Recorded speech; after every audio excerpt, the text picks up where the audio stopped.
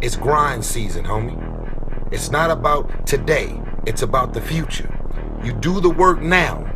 Do the work now, and all of this you could ever want to do for your family, your kids, your loved ones, it's all going to be on a whole nother stratosphere. Dedication, hard work. Dedication, hard work. I'm a one-man army. One-man army.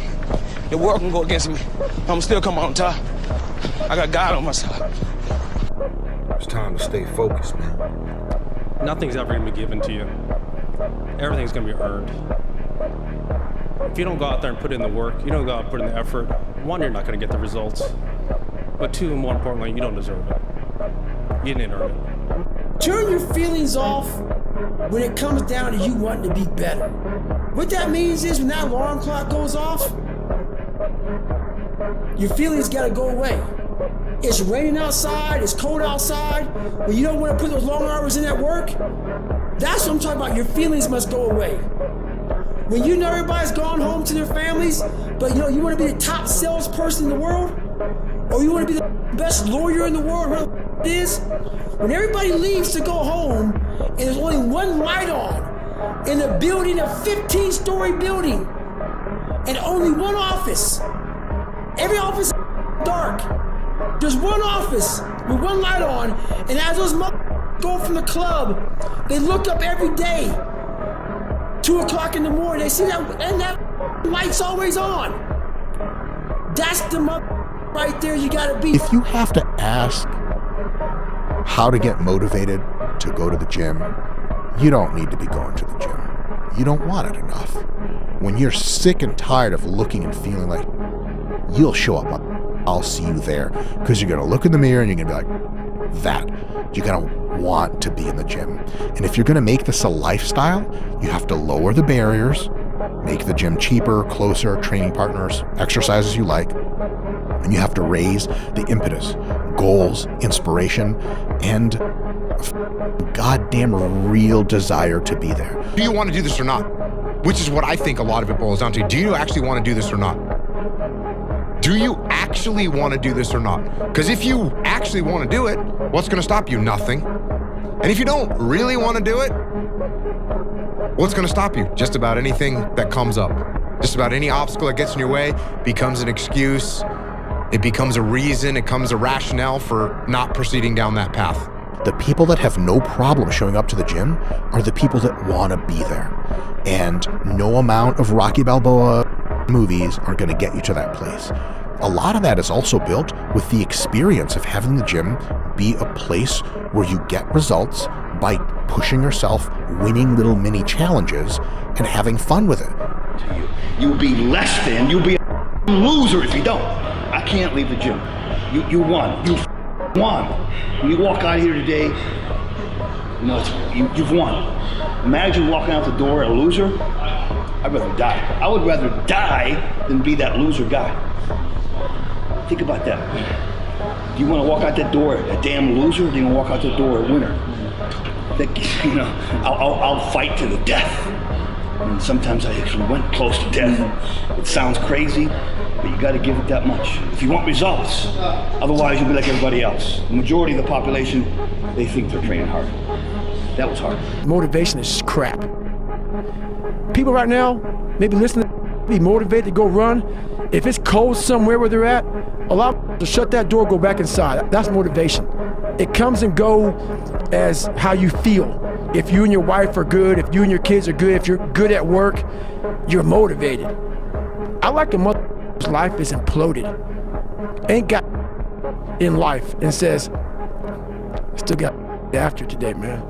That's what it's about. So that's when you move from motivation to driven to obsessed. And I want people to realize once you get to this portion over here, the driven, obsessed part, you're unstoppable. It's up to you. The ball's in your court. No more around. You want your life to be better? I can't help you. Lee can't help you. Joe Rogan can't help you. Ari can't help you. God can't help you. Only you can help you. Grab your fucking balls, get a notebook, and write down what the you're gonna do this year. And this is it. You're not gonna have these problems. Fuck the drugs, fuck the cigarettes, fuck that dumb. It all starts today, all right? No more excuses. This is the year of the soldier. I will never quit. Because if you quit, you're done. You may still be alive walking around on this earth. You're done. I will never quit. I will persevere and I will thrive on adversity. My team expects me to be physically harder and mentally stronger than our opponents. I hold myself to that standard. I will be physically harder and mentally stronger than anything that comes against me, my family, my business, my brothers, my sisters, my team. I will be the one that is physically harder and mentally stronger, and I will work to maintain that position. You won't beat me. I want to wake you up at 3 o'clock in the morning and go, come on, man, we're going running. Like, I want to see what you do when you're tired. Let me see how you push yourself. Come on, man, get up. Get up again tomorrow. Get up again tomorrow. Get up again tomorrow. The next day. Get up, get up, get up, get up. Keep going. How long can you maintain a positive attitude? You're panning it down here. You see it's about 3 o'clock in the morning, and there's not a car or a person inside. If you pan over here, it's the same thing. Not a car or a person inside. People want to know where I find my strength at, where I get my strength. I get it from a lot of places, but right now, this morning, I'm getting it from, there's not a that's up. There's not a car, there's not a person. Everybody's in their bed, sleep, dreading that it's a Monday. Hate it's a Monday. And I'm loving it. I'm loving it. Where everybody's getting weaker, I'm getting stronger. It's not about the running, the swimming, the push-ups, the sit-ups. It's about what those things do for your mentality. You don't get better on the daggone couch. You get better by coming out here and getting after it every daggone day. Stay hard.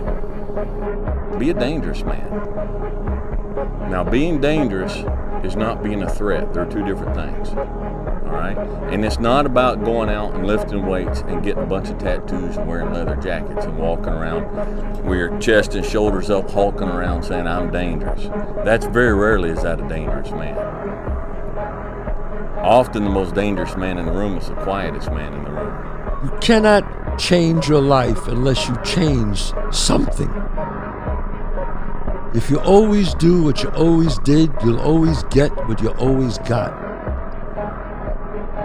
No matter what it is. Many times you say to yourself, I gotta lose weight, I'm too fat. And then you know what? During the day you eat at night, and the next day you get mad at yourself. Well, what do you want? What do you want? You gotta change something. Well, a lot of actors, I don't want to go see that. They feel funny. They don't want to see a director or see people. I go, no. You gotta try. You gotta get out there. You gotta fake it till you make it. Do something. They get embarrassed because they're not working. I said, well, then if you don't want to meet people, you'll always be not working. You gotta get out there. Preparing to do the thing isn't doing the thing. Scheduling time to do the thing isn't doing the thing. Making a to-do list for the thing isn't doing the thing. Telling people you're going to do the thing isn't doing the thing. Messaging friends who may or may not be doing the thing isn't doing the thing. Writing a banger tweet about how you're going to do the thing isn't doing the thing. Hating on yourself for not doing the thing isn't doing the thing. Hating on other people who have done the thing isn't doing the thing. Hating on the obstacles in the way of you doing the thing isn't doing the thing. Fantasizing about all of the adoration you'll receive once you do the thing isn't doing the thing. Reading about how to do the thing isn't doing the thing. Reading about how other people did the thing isn't doing the thing. Reading this essay isn't doing the thing. The only thing that is doing the thing is doing the thing. That pain you feel, that's the pain of success. You must be willing to shoulder that pain to get the success. The success is something that's a very lonely path in this world, because few are willing to make that down payment of pain for that futurement of success, a better life. Very few are. And when you get the success, what comes with that is many that love you, but the majority will hate you for it, because your success is a spotlight shining down on their missed opportunities, where they came up short, where they didn't quite have it inside and never went back to revisit it, where failure is what stood instead of improving failure for success. Failure is part of the recipe for success. You fail 1,000 times before you succeed. Every single person has. It's the losers that fail once and quit. Every winner has failed. The loser and the winner both have failed. It's just that the winner gets back up and does it again. Very lonely road success is. Know that going into it. But it's the only road that will lead to a life of remembrance.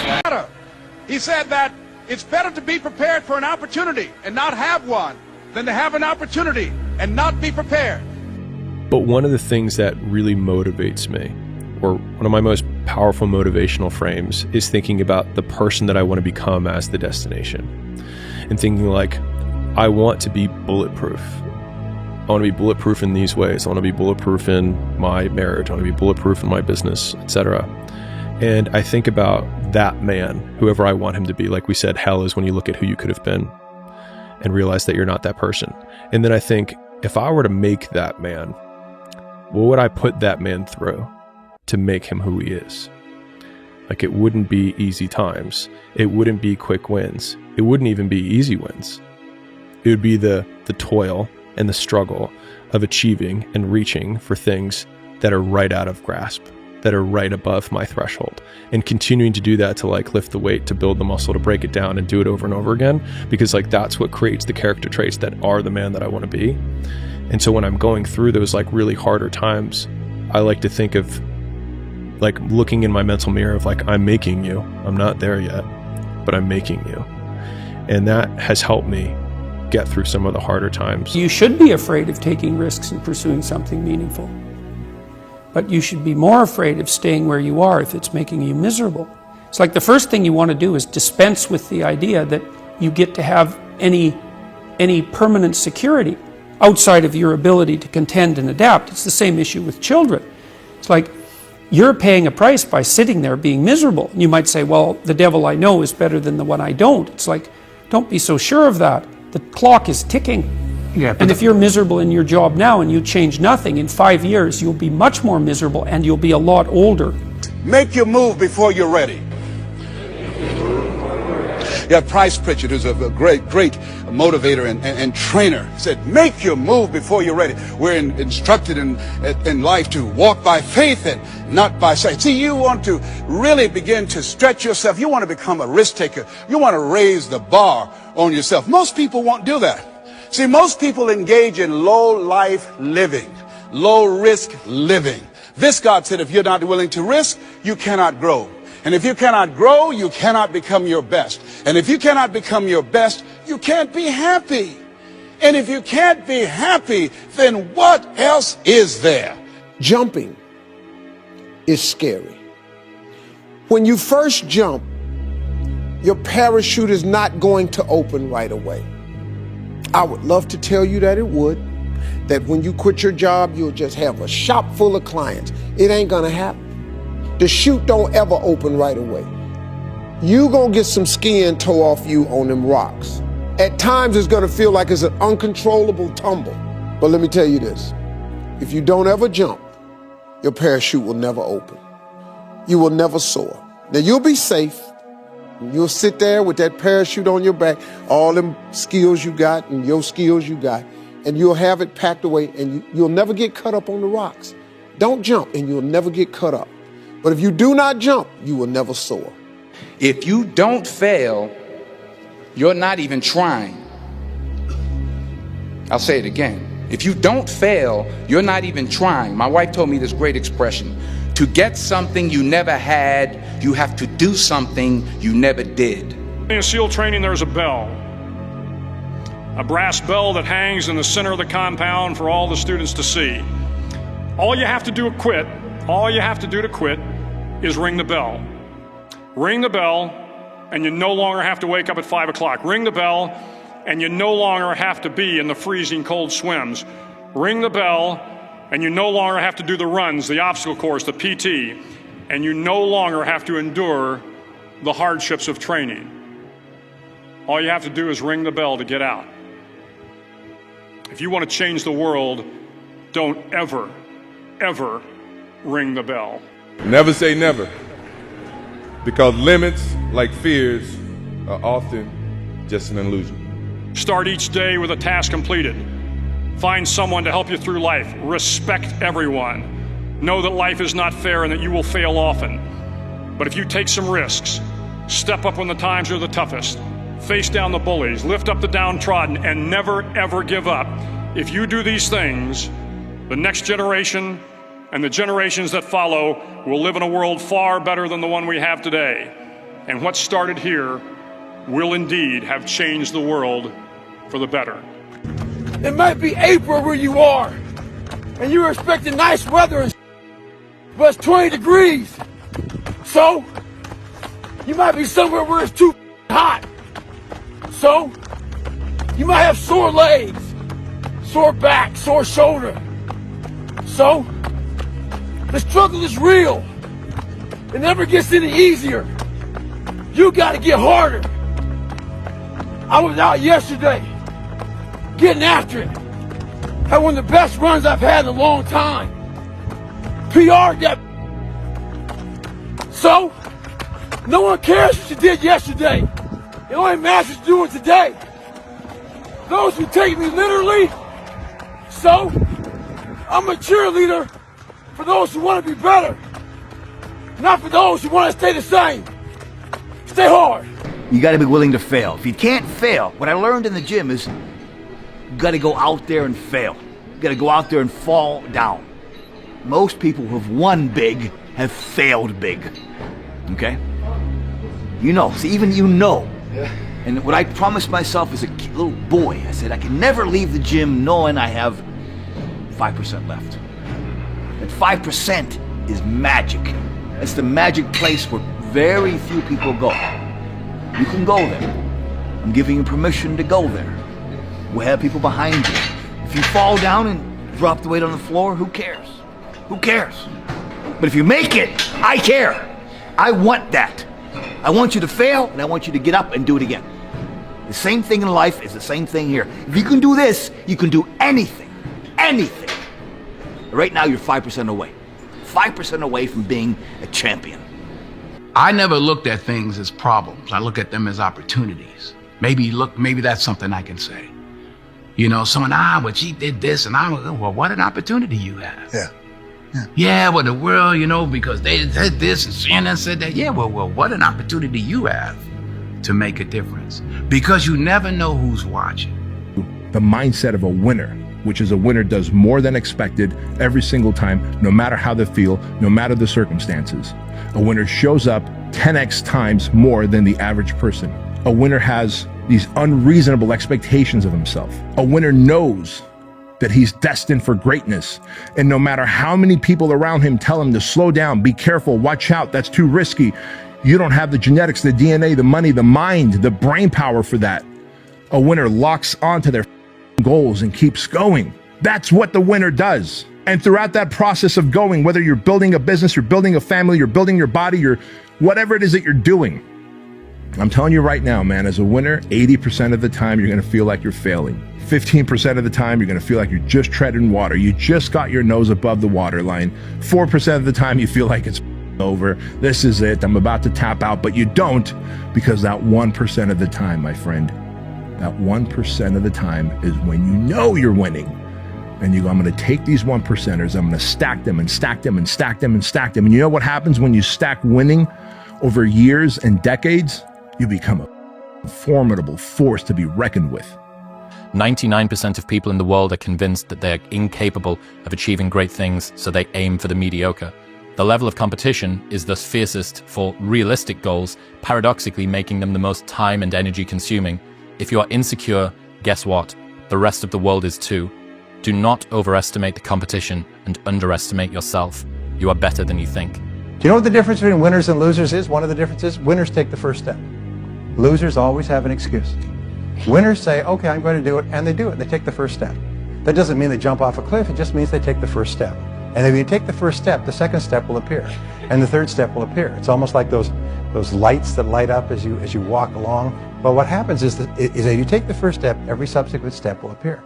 And surprise, surprise, you'll turn around a week, a month, a year, or some years later, look back, and you'll have accomplished extraordinary things. And people say, well, you're sure lucky. You're sure lucky. It wasn't luck at all. I worked at it and worked at it and worked at it. So it's really important. So, and with regard to achievement, one of the things that I'm adamant about is every person, as I said this morning, has to commit to being in the top 10% of their field. If you don't want to be in the top 10% of your field, if you don't care enough to be in the top 10% of your field, what that tells you is that you're in the wrong field and that you're in great danger of wasting your life. Because the greatest regrets that people have is they turn around when they're 40 or 50 and say, I don't know why I stayed in that job for 20 years. I hated it from the time I got in it. So I wanted to project myself forward to age 80 and say, okay, now I'm looking back on my life. I want to have minimized the number of regrets I have. And you know, I knew that when I was 80, I was not going to regret having tried this. I was not going to regret having wanted, trying to participate in this thing called the internet that I thought was going to be a really big deal. I knew that if I failed, I wouldn't regret that. But I knew the one thing I might regret is not ever having tried. And I knew that that would haunt me every day. And so when I thought about it that way, it was an incredibly easy decision. And I think that's a very good, it's if you can project yourself out to age 80 and sort of think, what will I think at that time? It gets you away from some of the daily pieces of confusion. I left this Wall Street firm in the middle of the year. When you do that, you walk away from your annual bonus. And that's the kind of thing that in the short term can confuse you. But if you think about the long term, then you can really make good life decisions that you won't regret later. An ode to people who don't believe in themselves. What comes first, belief or action? Do you need to believe that you can do a thing before you can do it?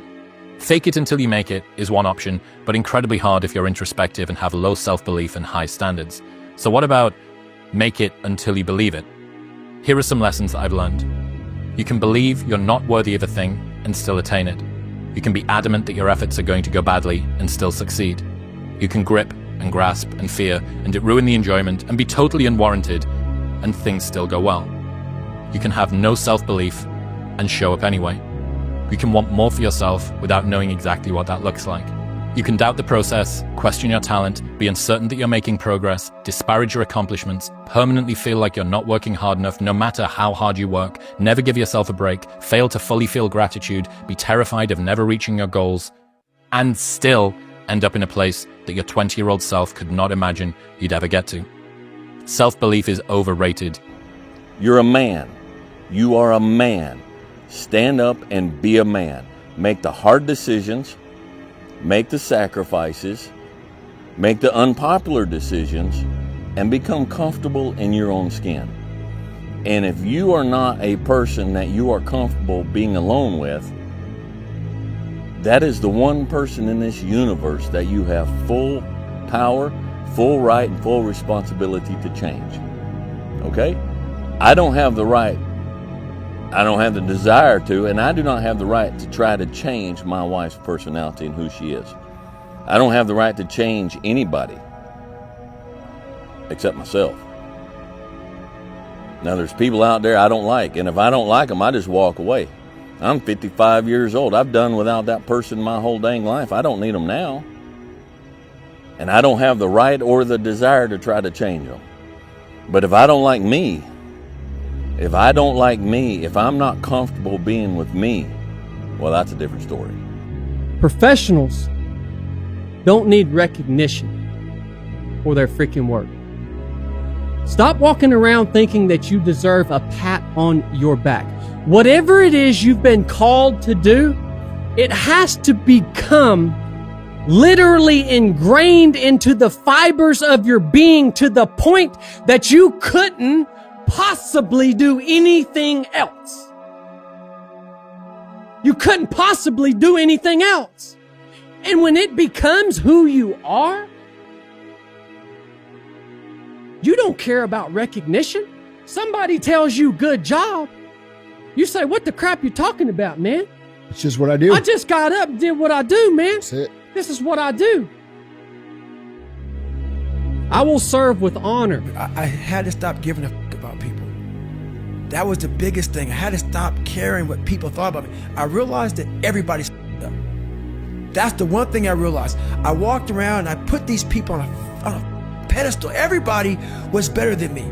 So I can't tell you anything about me because you're going to judge me and I'm going to feel even worse than what I am. What I realized, once I calmed my mind down and sat back and looked at how jacked up this world is, once you realize that you are not alone, everybody that's talking to you about how jacked up you are, only thing they've done better than you is they've hidden their f***ed up world better than you have. Rome wasn't built in a day. We all know that. Everyone hears that. But Rome also didn't fall apart overnight either.